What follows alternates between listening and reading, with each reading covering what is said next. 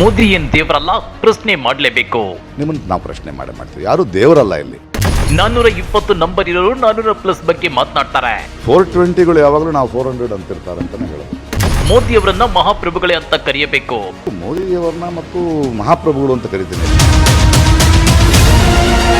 ಪ್ರಧಾನಿ ಮೋದಿ ಅವರೇನ್ ದೇವರಲ್ಲ, ಅವರು ನಮ್ಮ ನಿಮ್ಮಂತೆ ಸಾಮಾನ್ಯ ಮನುಷ್ಯರು. ಪ್ರಜಾಪ್ರಭುತ್ವದಲ್ಲಿ ನಮಗೆ ಸಂಕಷ್ಟ ಆಗ್ತಿದೆ ಅಂದ್ರೆ ಪ್ರಧಾನಿಯವರನ್ನು ಪ್ರಶ್ನಿಸಲೇಬೇಕು, ಅವರನ್ನ ಪ್ರಶ್ನೆ ಮಾಡಲೇಬಾರದು ಅನ್ನೋದು ಸರಿಯಲ್ಲ. ಹೀಗಂತ ಪ್ರಧಾನಿ ಮೋದಿ ಅವರ ಬಗ್ಗೆ ಹೇಳಿರೋ ನಟ ಮತ್ತು ಪ್ರಖರವಾಗ್ಮಿ ಪ್ರಕಾಶ್ ರಾಜ್ ಕೇಂದ್ರ ಬಿಜೆಪಿ ಸರ್ಕಾರದ ವಿರುದ್ಧ ಕೆಂಡ ಕಾರಿದ್ದಾರೆ. ಅಷ್ಟೇ ಅಲ್ಲ, 420 ನಂಬರ್ ಇರೋರು 400+ ಬಗ್ಗೆ ಮಾತನಾಡ್ತಾರೆ ಅಂತಾನು ಟೀಕಿಸಿದ್ದಾರೆ. ಹಾಗಾದ್ರೆ ನಟ ಪ್ರಕಾಶ್ ರಾಜ್ ಅವರು ಮೋದಿ ಸರ್ಕಾರದ ವಿರುದ್ಧ ರೊಚ್ಚಿಗೆದ್ದಿರೋದಕ್ಕೆ ಗೊತ್ತಾ? ಅದನ್ನ ಡೀಟೇಲ್ ಆಗಿ ತೋರಿಸ್ತೀವಿ. ಆದ್ರೆ ಅದಕ್ಕಿಂತ ಮೊದಲು ನಮ್ಮ ಚಾನಲ್ ಅನ್ನು ಸಬ್ಸ್ಕ್ರೈಬ್ ಮಾಡ್ಕೊಳ್ಳಿ, ಹಾಗೇನೇ ಪಕ್ಕದಲ್ಲಿರೋ ಬೆಲ್ ಬಟನ್ ಅನ್ನು ಪ್ರೆಸ್ ಮಾಡಿ. ಚುನಾವಣಾ ಬಾಂಡ್ ರಾಜಕೀಯ ಭ್ರಷ್ಟಾಚಾರಕ್ಕೆ ದಾರಿ ಮಾಡಿಕೊಡುತ್ತಿದೆ ಅಂತೇಳಿ ನಟ ಪ್ರಕಾಶ್ ರಾಜ್ ಆಕ್ರೋಶ ಹೊರಹಾಕಿದ್ದಾರೆ. ಮಂಗಳೂರಲ್ಲಿ ಈ ಬಗ್ಗೆ ರಿಯಾಕ್ಟ್ ಮಾಡಿರೋ ಪ್ರಕಾಶ್ ರಾಜ್, ಚುನಾವಣಾ ಬಾಂಡ್ ವಿಷಯದಲ್ಲಿ ಪ್ರಧಾನಮಂತ್ರಿ ಮತ್ತು ಗೃಹ ಸಚಿವರು ಸುಳ್ಳು ಹೇಳುತ್ತಿದ್ದಾರೆ. ಪ್ರಧಾನಿ ಮೋದಿ ಅವರು ಮನ್ ಕಿ ಬಾತ್ ನಲ್ಲಿ ಈ ಲೂಟಿ ಬಗ್ಗೆ ಯಾಕೆ ಹೇಳಲಿಲ್ಲ ಅಂತೇಳಿ ಪ್ರಶ್ನೆ ಮಾಡಿದ್ದಾರೆ. ಅವ್ರ ಪರಿವಾರ ಏನು ಅಂತ ಗೊತ್ತಾಯ್ತಲ್ಲ, ಲಾಟ್ರಿ ಮಾಡೋ ಮಾರ್ಟಿನ್ ಪರಿವಾರ, ಅವ್ರು ಯಾವುದೋ ಒಂದು ಫಾರ್ಮಾ ಕಂಪನಿ ಪರಿವಾರ, ಅದಾನಿ ಪರಿವಾರ, ರೇಪ್ ಮಾಡೋ ಬ್ರಿಜ್ ಭೂಷಣ್ ಅವ್ರದಲ್ಲೇ ಇದ್ದಾನೆ. ಅವ್ರನ್ನ ಇಳಿಸೋ ಜವಾಬ್ದಾರಿ ಇಲ್ಲ ಅವ್ರಿಗೆ. ಹೆಣ್ಣುಮಕ್ಕಳ ಬಗ್ಗೆ ಮಾತಾಡೋದಿಲ್ಲ ಮಣಿಪುರ ಬಗ್ಗೆ, ಆದರೆ ಮಹಿಳಾ ದಿನದಂದು 100 ರೂಪಾಯಿ ಕಮ್ಮಿ ಮಾಡ್ತಾರಂತೆ. ಇದು ಒಳ್ಳೆ ಕಥೆ ಆಯ್ತಲ್ರಿ. 2 ರೂಪಾಯಿ ಪೆಟ್ರೋಲ್ ಕಮ್ಮಿ ಮಾಡೋದು ಅರ್ಥ ಇದೆಯಲ್ರಿ? 12,000 ಕೋಟಿ, 6,000 ಕೋಟಿ, 8,000 ಕೋಟಿ ನಮ್ಗೆ ಎಷ್ಟು ಸೊನ್ನೆ ಹಾಕಬೇಕು ಅಂತ ಗೊತ್ತಿಲ್ಲ. ಯಾಕೆ ತಗೊಂಡ್ರಿ? ಏನಕ್ಕೆ ತಗೊಂಡ್ರಿ? ದೇಶರ ಉದ್ಧಾರ ಮಾಡಿದ್ರೆ 6 ಕೋಟಿನಲ್ಲಿ ಒಂದು ಸ್ಮಾರ್ಟ್ ಸಿಟಿ ಮಾಡಿದ್ದಾರೆ. 6,000 ಕೋಟಿಯಲ್ಲಿ ಒಂದು ಪಕ್ಷಕ್ಕೆ ಅಷ್ಟು ದುಡ್ಡು ಬೇಕನ್ರಿ? ಒಂದು ಪಕ್ಷಕ್ಕೆ ಅಂದರೆ ಓಪನ್ ಆಗಿ ಭಾರತ ದೇಶದಲ್ಲಿ ಮಹಾ ಮದರ್ ಆಫ್ ಡೆಮಾಕ್ರಸಿ ಅನ್ನೋ ಕಾರಣದಲ್ಲಿ ನಾವು 6 ಕೋಟಿ 8,000 ಕೋಟಿ ಬೇಕು ನಮಗೆ ಎಲೆಕ್ಷನ್ ಗೆಲ್ಲಕ್ಕೆ. ಅಂದರೆ ದುಡ್ಡು ಎಲೆಕ್ಷನ್ ಗೆಲ್ಲಕ್ಕೆ ಬೇಕಾ ನಿಮಗೆ? ಈಗ ನಮ್ಗೆ ಅರ್ಥ ಆಗ್ತಿದೆಯಲ್ಲ ನಿಮಗೆ. ಇನ್ನ ಇದೇ ವಿಚಾರವಾಗಿ ಪ್ರಧಾನಿ ಮೋದಿ ಅವರನ್ನ ನಾನು ಮಹಾಪ್ರಭುಗಳೇ ಅಂತ ಕರೆಯುತ್ತೇನೆ. ಅವರು ದೇಶದಲ್ಲಿ ಭ್ರಷ್ಟಾಚಾರವೇ ಇಲ್ಲ ಅಂತಾರೆ, ನಾ ಕವುಂಗ ನಾ ಕಾನೆದುಂಗ ಅಂತಾರೆ. ಆದ್ರೆ ನಿಮ್ಮಲ್ಲೇ ನಡೆಯುತ್ತಿದೆಯಲ್ವಾ? ಅದಕ್ಕೆ ಪ್ರಧಾನಿಗಳು ಉತ್ತರ ಕೊಡಬೇಕಲ್ವಾ? ನಮ್ಮ ಸಂಕಷ್ಟಗಳನ್ನ ಪರಿಹರಿಸಿಲ್ಲ ಅಂದ್ರೆ ಪ್ರಜಾಪ್ರಭುತ್ವದಲ್ಲಿ ನಾವು ನಿಮ್ಮನ್ನ ಪ್ರಶ್ನೆ ಮಾಡ್ತೀವಿ ಅಂತೇಳಿ ನಟ ಪ್ರಕಾಶ್ ರಾಜ್ ಹೇಳಿದ್ದಾರೆ. ಮೋದಿಯವರನ್ನ ಮತ್ತು ಮಹಾಪ್ರಭುಗಳು ಅಂತ ಕರಿತೀನಿ, ಯಾಕಂದ್ರೆ ಅವ್ರನ್ನ ಹೆಸರು ಕರೆದ್ರೆ ಬೇಜಾರಾಗ್ತಿದೆ ಅಂತ. ಅದಕ್ಕೆ ಮಹಾಪ್ರಭುಗಳು ಕೂಡ ಹೇಳಬೇಕು, ನಿಮ್ಮನ್ನು ಯಾಕೆ ಪ್ರಶ್ನೆ ಮಾಡ್ತಿದ್ರಂತೆ? ನೀವು ಭ್ರಷ್ಟಾಚಾರ ಇಲ್ಲ, ನಾ ಖಾವುಂಗ ನಾ ಖಾನೆ ದೂಂಗ, ನಾನು ಮೋಸ ಮಾಡಲ್ಲ ಅಂತ ಹೇಳಿದ್ರೆ, ಬಟ್ ನಿಮ್ಮಲ್ಲಿ ನಡೀತಿದೆಯಲ್ಲ ಅದಕ್ಕೆ ಉತ್ತರ ಕೊಡಿ. ನೀವು ಅವ್ರ ಥರ ಆದರೆ ಹೇಗೆ? ಆದಮೇಲೆ ನೀವು ಸರಿ ಇಲ್ಲ ಅಂತ ಅರ್ಥ ಅಲ್ವೇ? ನಮಗೇನಿದೆ? ನಮಗೇನು ಮಾವನ ಮಗನೇ ಸೊಸೆ ಕೊಟ್ಟವ್ರ? ನಮ್ಗೆ ಹಂಗೇನಿಲ್ವಲ್ಲ. ನಮಗೆ ನಮ್ಮ ಕಷ್ಟಗಳನ್ನು ನಮ್ಮ ಸಂಕಷ್ಟಗಳನ್ನು ಪರಿಹರಿಸಿದ್ರೆ ನಿಮ್ಮನ್ನು ನಾವು ಪ್ರಶ್ನೆ ಮಾಡ್ತೀವಿ, ಯಾರು ದೇವರಲ್ಲ ಇಲ್ಲಿ ಅಲ್ವಾ? ಇನ್ನ ಪ್ರಧಾನಿ ಮೋದಿ ಹೋದಲ್ಲಿ ಬಂದಲ್ಲಿ ಈ ಸಲ NDA 400 ಸೀಟುಗಳನ್ನ ಗೆಲ್ಲುತ್ತೆ ಅಂತ ಹೇಳ್ಕೊಂಡು ತಿರುಗಾಡ್ತಿದ್ದಾರೆ. ಇದು ಏನನ್ನ ಸೂಚಿಸುತ್ತೆ? ಜನರಲ್ಲಿ ಇಮೇಜ್ ಕ್ರಿಯೇಟ್ ಮಾಡೋದಕ್ಕ? ಸರ್ವೆಗಳು ಕೂಡ ಬಿಜೆಪಿ ಪರವಾಗಿ ಬರ್ತಾ ಇರೋದು ಏಕೆ ಅನ್ನೋ ಅನುಮಾನಗಳು ಹುಟ್ಕೊಂಡಿವೆ. ಈ ಬಗ್ಗೆ ನಟ ಪ್ರಕಾಶ್ ರಾಜ್ ಅವರು ಟೀಕೆ ಮಾಡಿದ್ದು ಹೇಗೆ ಗೊತ್ತಾ? 420ಗಳು ಯಾವಾಗಲೂ ನಾವು 400 ಅಂತಿರ್ತಾರೆ ಅಂತಾನೆ ಹೇಳಬೇಕು. ಅಲ್ಲ, ಏನು ಅದೊಂದು ಅಹಂಕಾರ ಅಲ್ವ? ನಾನು 400 ತಗೊಂಡು ನೀವು ಯಾರ್ರೀ ತಗೊಳಕ್ಕೆ? ಜನ ಕೊಡ್ತಿದ್ದೀವಿ ಇಡೀ. ಯಾಕೆ ಪ್ರಜಾಪ್ರಭುತ್ವ, ಯಾಕೆ ಗೌಪ್ಯವಾದ ಓಟು? ಜನರ ಮನಸ್ಸಿನಲ್ಲಿ ಏನಿದೆ ಅಂತ ತಿಳ್ಕೊಳ್ಳೋದಕ್ಕೆ. ಅದಕ್ಕೆ ಮುಂಚೆ 400 ಯಾರನ್ನ ಹೆದರಿಸ್ತಿದ್ದೀರಿ? ಹೀಗೆ ಬೆಂಗಾಲ್ನಲ್ಲಿ ಹೇಳಿದ್ರಿ ಆಯಿತಾ, ಹೀಗೆ ಕರ್ನಾಟಕದಲ್ಲಿ ಹೇಳಿದ್ರಿ ಆಯಿತಾ, ಹೀಗೆ ತಮಿಳ್ನಾಡಿನಲ್ಲಿ ಹೇಳಿದ್ರಿ ಆಯಿತಾ? ಆಗ್ತಾ ಇಲ್ಲ ಅಲ್ವಾ? ಅದು ಸುಮ್ಮನೆ ಒಂದು ಈ PR ಏಜೆನ್ಸಿಗಳಾಗ್ಬಿಟ್ಟಿದೆ. ಸುಮ್ಮನೆ ನಾನು ಹೇಳ್ತಿದ್ದೀವಿ, ನಾವು ಹಿಂಗೆ ಮಾಡ್ತಿದ್ದೀವಿ. ನಿಮ್ಗೆ ಏನು ಧೈರ್ಯ? ಇಷ್ಟು 1000 ಕೋಟಿ ಇದೆ ಅನ್ನೋ ಧೈರ್ಯನ?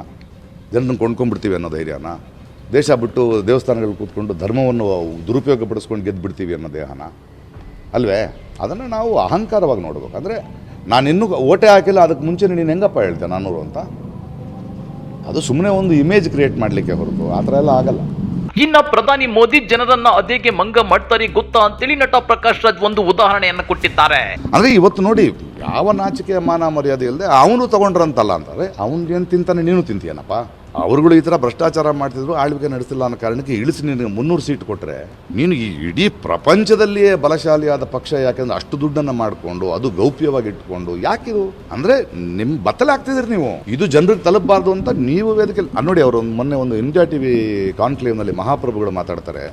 1 GB ಒಂದು 40-50 ರೂಪಾಯಿ ಇತ್ತು, ಈಗ 10 ರೂಪಾಯಿ ಆಗಿದೆ. ಅಂದರೆ ನೀವು ಸಾಮಾನ್ಯ ಜನ ವರ್ಷಕ್ಕೆ 30,000 ಉಳಿಸ್ತಾ ಇರುತ್ತೆ ಸ್ವಾಮಿ. ಅದು ಪ್ರಗತಿ. 17 ರೂಪಾಯಿ ಇತ್ತು ಒಂದು ಫೋನ್ ಕಾಲು, ಈಗ 1 ರೂಪಾಯಿ ಆಗಿದೆ ಅಂದರೆ ಅದಕ್ಕೆ ನೀವು ಮಾಡಿದ್ದಾರು? ವೈಜ್ಞಾನಿಕ ಬೆಳೀತಾ ಹೋಗುತ್ತೆ, ಕಮ್ಮಿ ಆಗ್ತಾ ಹೋಗುತ್ತೆ. ಒಂದು ಅಂಗಡಿನಲ್ಲಿ ತೆಗಿತಾನೆ, ಬಟ್ಟೆ ಅಂಗಡಿ, 10 ಟಿ ಶರ್ಟ್ ಇಟ್ಕೊಂಡಿರ್ತಾನೆ. ₹1,00,000 ಇನ್ವೆಸ್ಟ್ ಮಾಡಿರ್ತಾನೆ, 2 ಜನ ಬಂದರೆ ಅದು ₹500 ಆಗಿರುತ್ತೆ, 100 ಜನ ಬಂದರೆ ಜಾಸ್ತಿ ಮಾಡಿದ್ರೆ ₹50 ಕೊಡ್ತಾನೆ. ಅದು ಪ್ರಗತಿ ರೀ. ಎಲ್ಲವನ್ನೂ ಜನರ ಮುಂದೆ ಕಣ್ಣಿಗೆ ಮೂದಿ ಎರಚಿ ಸುಳ್ಳು ಹೇಳ್ಕೊಂಡೇ ಓಡಾಡಿದ್ರೆ ಹೆಂಗೆ? ಅದು ತಪ್ಪಲ್ವಾ? ತಪ್ಪು. ಜನರನ್ನು ನೀವು ಮಂಗ ಮಾಡಬಾರ್ದು ದಯವಿಟ್ಟು. ಚುನಾವಣಾ ಬಾಂಡ್ಗಳಿಂದ ನಾವು 6,000 ಕೋಟಿ ತೆಗೆದುಕೊಂಡಿದ್ದೇವೆ, ಆದ್ರೆ 330 ಸಂಸದರಿದ್ದಾರೆ. ಕಡಿಮೆ ಸಂಸದರು ಇರುವ ಪಕ್ಷಗಳು ಜಾಸ್ತಿ ತೆಗೆದುಕೊಂಡಿದ್ದಾರೆ ಎನ್ನುತ್ತಾರೆ. ಇದರ ಅರ್ಥ ಏನು? ಹೆಚ್ಚು ತೆಗೆದುಕೊಂಡು ಹಂಚಿಕೊಂಡರೆ ಶಿಕ್ಷೆ ಕಡಿಮೆ ಆಗಬೇಕೆಂದು ಅರ್ಥನಾ ಅಂತೇಳಿ ನಟ ಪ್ರಕಾಶ್ ರಾಜ್ ಕಿಡಿಕಾರಿದ್ದಾರೆ.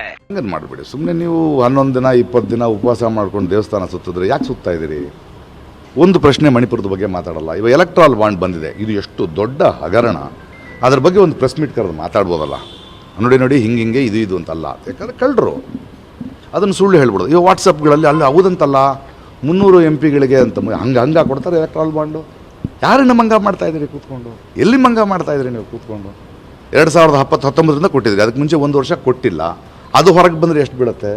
PM ಕೇರ್ ಫಂಡಿಂದ ಹೊರಗಡೆ ಬಂದರೆ ಎಷ್ಟು ಬೀಳುತ್ತೆ? ಲೋಕಸಭಾ ಚುನಾವಣೆಯಲ್ಲಿ ಯಾರ ಪರವಾಗಿಯೂ ಪ್ರಚಾರ ಮಾಡೋದಿಲ್ಲ. ಆಳುವ ಪಕ್ಷವನ್ನ ಪ್ರಶ್ನಿಸೋದಷ್ಟೇ ನನ್ನ ಕೆಲಸ. ಜನರು ಅಷ್ಟೇ ಪಕ್ಷ ನೋಡಿ ಮತ ಹಾಕಬಾರದು. ನಿಮಗೆ ಸಿಗುವ ಅಭ್ಯರ್ಥಿಯನ್ನ ಗೆಲ್ಲಿಸಲು ಪ್ರಯತ್ನಿಸಬೇಕು. ಚುನಾವಣಾ ಸಮೀಕ್ಷೆಯು ವ್ಯಾಪಾರವಾಗಿದೆ, ಹಣ ಕೊಟ್ಟು ಮಾಡಿಸುತ್ತಿದ್ದಾರೆ ಎಂಬ ಸಂದೇಹ ಮೂಡುತ್ತೆ ಎಂದಿದ್ದಾರೆ. ಇಂದಿರಾ ಗಾಂಧಿ ಕಾಲದಲ್ಲಿ ಘೋಷಿತ ಸರ್ವಾಧಿಕಾರಿ ಆಡಳಿತವಿತ್ತು, ಈಗ ಅಘೋಷಿತ ಸರ್ವಾಧಿಕಾರಿ ಆಡಳಿತವಿದೆ. ಆಗ ಮಾಧ್ಯಮಗಳು ಸರ್ವಾಧಿಕಾರದ ವಿರುದ್ಧ ಇದ್ದುವು, ಈಗ ಮಾರಿಕೊಂಡು ಸರ್ವಾಧಿಕಾರದ ಪರ ಇವೆ. ಈ ಚುನಾವಣೆ ಸರ್ವಾಧಿಕಾರ ಬದಲಾಗುವ ನಂಬಿಕೆ ಇದೆ. ಒಂದೇ ಪಕ್ಷಕ್ಕೆ ಅಷ್ಟು ದೊಡ್ಡ ಬಹುಮತ ಸಿಗುವ ಸಾಧ್ಯತೆ ಇಲ್ಲ. ಆದ್ದರಿಂದಲೇ ಪ್ರಾದೇಶಿಕ ಪಕ್ಷಗಳನ್ನ ಒಡೆಯುವ ಕೆಲಸ ಮಾಡಲಾಗಿದೆ. ಉದಾಹರಣೆಗೆ ಆಂಧ್ರಪ್ರದೇಶದಲ್ಲಿ 3 ಪಕ್ಷಗಳ ಹಿಂದೆ ಮಹಾಪ್ರಭುಗಳೇ ಇದ್ದಾರೆ ಅಂತೇಳಿ ಪರೋಕ್ಷವಾಗಿ ಮೋದಿ ಅವರ ವಿರುದ್ಧ ಹೇಳಿಕೆ ಕೊಟ್ಟಿದ್ದಾರೆ. ಬಹುಶಃ ಅಷ್ಟು ದೊಡ್ಡ ಬಹುಮತ ಸಿಗದೆ ಹೋಗ್ಬೋದು, ಅದೇ ಒಂದೇ ಪಕ್ಷಕ್ಕೆ ಅಷ್ಟು ಬಹುಮತ ಸಿಗುವ ಸಾಧ್ಯತೆಗಳಿಲ್ಲ. ಆದ್ರಿಂದಾನೇ ಸಣ್ಣ ಸಣ್ಣ ಪ್ರಾದೇಶಿಕ ಪಕ್ಷಗಳನ್ನ ಒಡೆಯುವ, ಕೊಂಡುಕೊಳ್ಳುವ. ಇವಾಗ ನೀವು ಆಂಧ್ರದ ರಾಜಕಾರಣ ನೋಡಿ, ಎಷ್ಟು ಚೆನ್ನಾಗಿ ಈ ಸರ್ವಾದ ಮಹಾಪ್ರಭುಗಳು ಕೆಲಸ ಮಾಡ್ತಿದ್ದಾರೆ ಅಂದರೆ 3 ಪಕ್ಷಗಳಿಂದ ಅವರೇ ಇದ್ದಾರೆ ರೀ. ಅವ್ರಿಗೆ 1% ಓಟಲ್ಲಿ ಮಹಾಪ್ರಭುಗಳಿಗೆ 1% ಓಟಲ್ಲಿ ಬರಲ್ಲ ಅಂತ ಗೊತ್ತು. ಅದಕ್ಕೆ 3 ಪಕ್ಷದ ಕೊಟ್ಕೊಂಡ್ಬಿಟ್ರೆ ಆಳೋ ಪಕ್ಷದ ಕೆಲಸಗಳೆಲ್ಲ ಕೈನ ಇಟ್ಕೊಂಡ್ಬಿಟ್ಟವ್ರೆ. ಅವ್ರುಗಳಿಗೆ ಏನೇನು ಸ್ಯಾಂಕ್ಷನ್ ಮಾಡಬೇಕು ಅದರಲ್ಲಿ ಎಷ್ಟು ಕಮಿಷನ್ ಬರ್ತಾ ಇದೆ. ಇನ್ನಿಬ್ಬರು ಅವರೇ, ಇವರು ಪ್ರಾದೇಶಿಕ ಪಕ್ಷದವರು, ಇವರಿಬ್ಬರನ್ನ ತೊಗೊಂಡು ಒಳಗೆ ಹಾಕೊಂಡ್ಬಿಟ್ಟು ಇವನು 12 ಅವ್ನು 10 ತೊಗೊಂಡ್ರೆ ಕೊನೆಗೆ ಇವ್ರಿಗೆ ತಡೆಯೋದು. ಹಾಗಾದ್ರೆ ಕೇಂದ್ರ ಬಿಜೆಪಿ ಸರ್ಕಾರದ ವಿರುದ್ಧ ನಟ ಪ್ರಕಾಶ್ ರಾಜ್ ಅವರು ಎತ್ತಿರೋ ಈ ಗಂಭೀರ ಪ್ರಶ್ನೆಗಳ ಬಗ್ಗೆ ನೀವೇನಂತೀರಾ? ಕಮೆಂಟ್ ಮಾಡಿ, ವಿಡಿಯೋ ಲೈಕ್ ಮಾಡಿ, ಶೇರ್ ಮಾಡಿ. ಇಂಥ ಮತ್ತಷ್ಟು ರೋಚಕ ರಾಜಕೀಯ ಸುದ್ದಿಗಳನ್ನ ಮಿಸ್ ಮಾಡದೆ ನೋಡಬೇಕು ಅಂದ್ರೆ ನಮ್ಮ ಯೂಟ್ಯೂಬ್ ಚಾನಲ್ ಅನ್ನ ಸಬ್ಸ್ಕ್ರೈಬ್ ಮಾಡ್ಕೊಳ್ಳಿ.